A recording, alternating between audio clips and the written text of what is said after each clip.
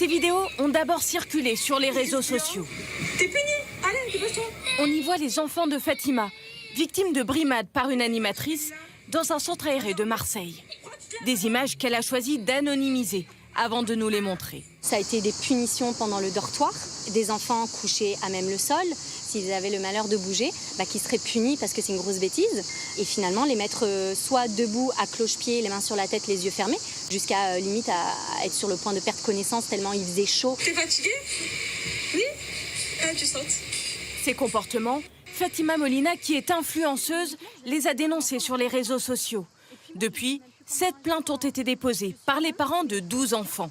Derrière ces vidéos, une animatrice de centre de loisirs de 21 ans qui travaillait là depuis 2 jours. Une histoire qui interpelle sur le fonctionnement de ces structures. Il y a pourtant plusieurs règles. D'abord sur le taux d'encadrement. Pour les enfants de moins de 6 ans, la loi impose un animateur pour 8 enfants. C'est 1 pour 12 enfants au-dessus de 6 ans. Mais il est parfois difficile de trouver assez de personnel expérimenté, selon ce spécialiste. Il y a de moins en moins de personnes parce que ces métiers-là sont dévalorisés au niveau de la société. Et deuxièmement, ils ne sont pas assez rémunérés, donc il n'y a pas assez de moyens pour investir sur les métiers de l'animation.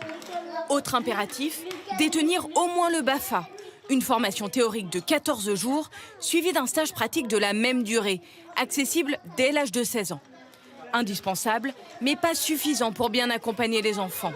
Alors en région parisienne, ce centre de loisirs a choisi de former encore plus les animateurs. C'est au sujet de la posture de l'animateur, au sujet de tout ce qui peut être inclusion de l'enfant en situation de handicap. Donc ça, c'est des formations qui se font tout au long de sa carrière. À Marseille, le centre aéré mis en cause a été fermé et les enfants répartis dans d'autres établissements le temps d'une enquête.